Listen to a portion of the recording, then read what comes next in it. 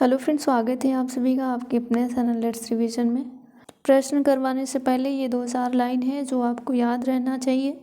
तो विकास की प्रक्रिया पूछा जाएगा, वो हमेशा सामान्य से विशिष्ट की ओर चलती है, न कि विशिष्ट से सामान्य। तो ये पॉइंट ध्यान रखना है। साथ ही साथ आपका जो विकास है वो बच्चे के सिर से पैर की ओर होती है, तो ये भी महत्वपूर्ण है। कई बार आपको देखने को मिलेगा कि पैर से सिर की तरफ विकास होता है या फिर सिर से पैर की तरफ। तो बच्चे का जो विकास है वो सिर से पैर की तरफ होता है। साथ ही साथ ये केंद्र से बाहर की ओर होता है। मानसिक क्षेत्र में अगर देखा जाए तो बच्चे को जो है पहले मूर्त यानी ठोस जो चीज़ें हैं उसको दिखा के बता के तब अमूर्त की ओर जाते हैं। तो ये आपका यहाँ पे लाइन ध्यान रखना है। साथ ही साथ बच्चे का जो विकास है वो निकट से दूर होता है। साथ ही साथ विकास की जो प्रक्रिया है वो गर्भ से जीवन पर्यंत चलने वाली प्रक्रिया है। एक लाइन ये भी आपका महत्वपूर्ण है, विकास की जो प्रक्रिया है वो आंतरिक और बाह्य दोनों होती है। साथ ही साथ विकास की प्रक्रिया बहुआयामी होती, एक आयामी नहीं होती है और प्रासंगिक होती है। विकास की जो प्रक्रिया है ये गुणात्मक परिवर्तन को संदर्भित करता है, वहीं वृद्धि की जो प्रक्रिया है वो मात्रात्मक परिवर्तन को संदर्भित करता है। अगर इतना ही लाइन इसको याद कर लेते हैं तो आसानी से 1 से 2 सवाल यहाँ से बन जाएंगे। बस आपको 1-2 बार पढ़ना है। सामान्य से विशिष्ट की ओर विकास की प्रक्रिया, सिर से पैर की तरफ, केंद्र से बाहर की ओर, मूर्त से अमूर्त की ओर, निकट से दूर और जीवन पर्यंत चलने वाली प्रक्रिया है। आपका विकास का आंतरिक और बाह्य दोनों होता है, बहुआयामी होता है, एक आयामी नहीं होता। और साथ ही साथ विकास की जो प्रक्रिया है वो रेखीय नहीं होता है। तो चलिए यहाँ से प्रश्नों को हल कर लेते हैं। तो कल के क्लास में ये सारे प्रश्न हमने हल करवा दिए थे कंटेंट सहित। स्टार्ट करते हैं यहाँ से। ध्यान से बस 5 मिनट क्लास को वॉच करिएगा। महत्वपूर्ण प्रश्नों को यहाँ पे शेयर करेंगे।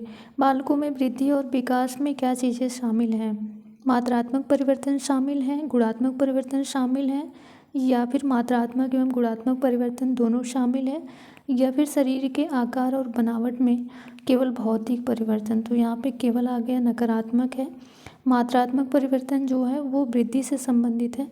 यहीं पे जो गुणात्मक परिवर्तन है वो विकास से संबंधित है। तो वृद्धि का संबंध जो है वो मात्रात्मक परिवर्तन से है, साथ ही साथ विकास का संबंध जो है वो गुणात्मक परिवर्तन से है। इसलिए इस प्रश्न का आंसर आपका यहाँ पे सी आंसर सही हो जाएगा। में से कौन सा वृद्धि एवं विकास के संदर्भ में सही कथन नहीं है? कई बार होता क्या है कि हम ध्यान से प्रश्न को नहीं पढ़ते हैं और प्रश्न को कर देते हैं तो वहाँ पे 1 नंबर माइनस हो जाता है। तो इस चीज़ को भी ध्यान रखना है कि आपको प्रश्न में पूछा क्या जा रहा है। एग्ज़ाम का प्रेशर रहता है उस टाइम, तो ध्यान से प्रश्न को आपको पढ़ना चाहिए। तो प्रश्न में ये कह रहे हैं कि निम्न में से वृद्धि और विकास के संदर्भ में क्या चीज़ सही नहीं है, यानी आपसे नकारात्मक पूछा जा रहा है। विकास की जो प्रक्रिया है वो पैर से सिर की ओर होती है, या फिर सिर से पैर की ओर होती है, या निकट से दूर होती है, या वंशानुक्रम एवं वातावरण की अंतःक्रिया। तो ये बिल्कुल पॉजिटिव लिखा है, तो ये आंसर होगा नहीं। निकट से दूर होता है, अभी अभी हमने बताया। विकास की जो प्रक्रिया है वो सिर से लेकर के पैरों तक होती है, तो ये चीज़ आपको ध्यान रखना है, ये भी पॉजिटिव है। विकास की जो प्रक्रिया है वो पैर से सिर की तरफ नहीं बल्कि सिर से पैर की तरफ होती है। इसलिए इस प्रश्न का आंसर आपका यहाँ पे कौन सा सही हो जाएगा? पहला ही सही हो जाएगा। अगला सवाल जो है वो वृद्धि से है, अभिवृद्धि से है। वृद्धि से भी एक सवाल आपका देखने को मिलता है। इस सवाल में आपसे पूछा जा रहा है कि अभिवृद्धि के संदर्भ में क्या चीज़ सही नहीं है। यहाँ पे अभिवृद्धि को वृद्धि भी कहा जाता है।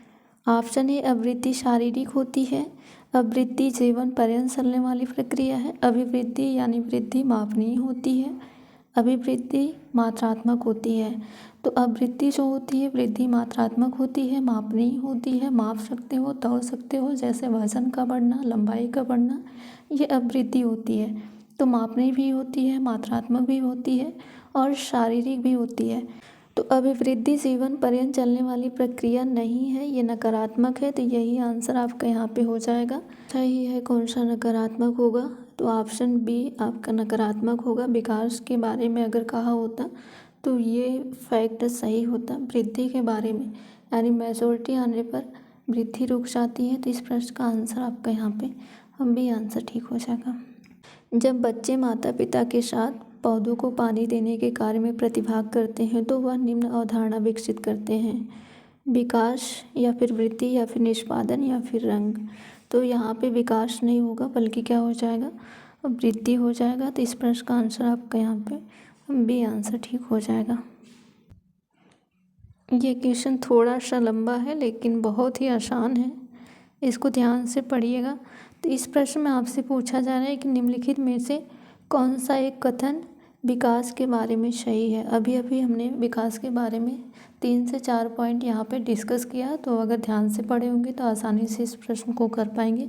तो विकास के बारे में कौन सी बात सही लिखी गई है वो चीज़ यहाँ पे आपको बताना है।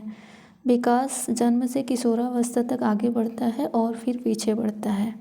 अगला कह रहा है कि विकास भिन्न व्यक्तियों में भिन्न गति से होता है। नेक्स्ट पॉइंट कह रहा है कि विकास जन्म से किशोरावस्था तक बहुत तीव्र गति से होता है, उसके बाद रुक जाता है। अगला कह रहा है कि विकासात्मक परिवर्तन एक सीधी रेखा में आगे बढ़ता है। तो विकासात्मक प्रक्रिया जो है वो एक सीधी रेखा में आगे नहीं बढ़ता है, तो इस चीज़ को आपको ध्यान रखना है। तो ये आपका ऑप्शन यहाँ पे गलत है। विकास जन्म से किशोरावस्था तक बहुत तीव्र होता है, उसके बाद रुकता नहीं है, कंटिन्यूअस चलता है विकास की प्रक्रिया। तो यहाँ पे कह रहा है कि विकास जन्म से लेकर के किशोरावस्था तक आगे बढ़ता है एंड देन फिर जो है रिवर्स पीछे की तरफ बढ़ता है, तो ऐसा भी नहीं है। तो इसलिए इस प्रश्न का आंसर कौन सा सही हो जाएगा आपका, यहाँ पे बी आंसर सही हो जाएगा। यानी विकास की प्रक्रिया जो होती है वो भिन्न व्यक्तियों में भिन्न भिन्न गति से जो है होती है। तो इसलिए इस प्रश्न का आंसर आपका यहाँ पे कौन सा सही हो जाएगा, दूसरा यहाँ पे सही हो जाएगा।